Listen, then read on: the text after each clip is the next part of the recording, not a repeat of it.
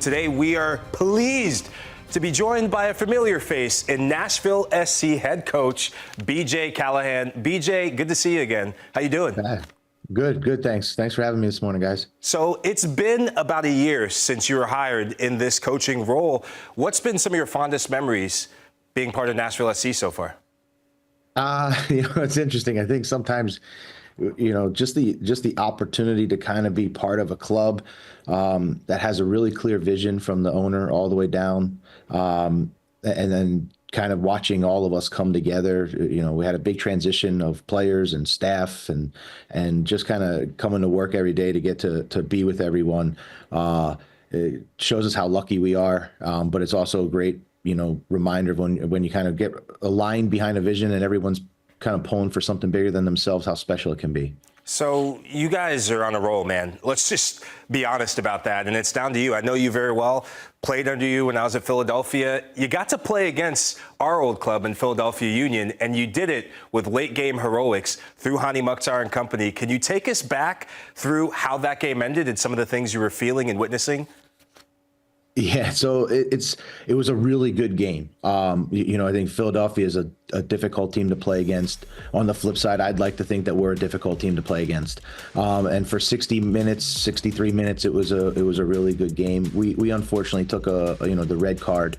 But then that's when you kind of show the test of how a team's going to respond. And I thought the response by the team was really good, had a strong response. And it really showed the mentality that we talk about each and every day, that even though, it was 0-0 at that time, there was belief in the group that we could find a way to win. And you don't necessarily know how it's going to happen, but you kind of just keep sticking to doing what you're doing.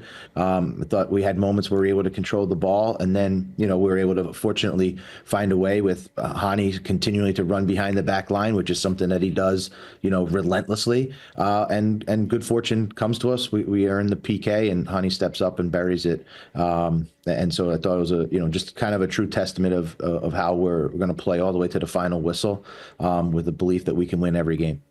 BJ, the way that this team plays, I think, has caught a lot of neutrals that are getting on the Nashville bandwagon because you're one of the most fun teams to watch in the league. Nashville, in previous years, have been successful, but wouldn't necessarily call them fun. And that's not even any disrespect to previous eras. But what goes into it for you, and how are you able to blend this style with the results? Yeah, I think for us, it's been being consistent with the way, from the first days, how we wanted to do things. When we got to when this club had a lot of good, like you just said, in it. And so it was building on a lot of the good that was already here, but coming in with a very clear idea on how we want to play, how we want to teach, how we want to learn. And then we talk about it just, I think it's a cliche word that you talk about, like your identity, but the way we talk about identity is how we want to play, but also how we want to act. And that's how we come to do our business every day. We have our processes on how we want to train and prepare for opponents, and just being really clear and teaching it and trying to teach it in a really simple way where players can have structure. And that structure can allow them to be, from that point forward, be creative and express themselves. And so you kind of find that balance, and, credit to the team. They've taken it on wholeheartedly, open eyes, open ears, open minds, and really come to work every day and compete. BJ, you talk about doing the business. You can't spell Nashville without spelling it Sam Surridge. And of the two of us here, Tommy Scoops, who didn't pick him in the All-Star voting and gave an All-Star snub? Was it you? Was it me? It wasn't me. I think he had 6 goals after my vote went in, to be fair to me. Okay, so BJ, we know football here. Tommy Scoops is playing catch-up when it comes to Major League Soccer. No, I mean, Sam Surridge has been instrumental in this unbeaten run you guys have. He's been the hottest striker in Major League Soccer for the last couple months. What's been one of the biggest contributing factors to this new level that he's found, and why the hell did he not get picked for the MLS All-Stars? I'll start the last part first. I don't know. He's in our mind, he's obviously an all-star. I think his numbers support that he's an all-star. So, and I appreciate the way he just goes about his business each week. And he's here committed to helping the team. And we know that individual accolades will come, but we're more focused on, the team's success. And I think everyone in our environment would rather lift a trophy than, have more all-stars. Sam's success, I think, is a byproduct of the team. Him and Hani have created a really good partnership where, I think it's difficult for teams to match up because each one of them has unique sort of profile that if you want to focus on one, it's going to open up the other. And then if you look across the way we're scoring goals, we're getting a lot of contributions from a lot of players. And so I think it's just about, making sure that we're getting our attacking players in consistent, high quality goal scoring opportunities. And the supporting group can make that happen. And from there, those guys, credit to them. They're the ones that are finishing. That's kind of it. But for us, I also like to highlight, the contributions they make, all not just on the scoring goals. They lead the line defensively. Sam does a great job, working hard and defending for us.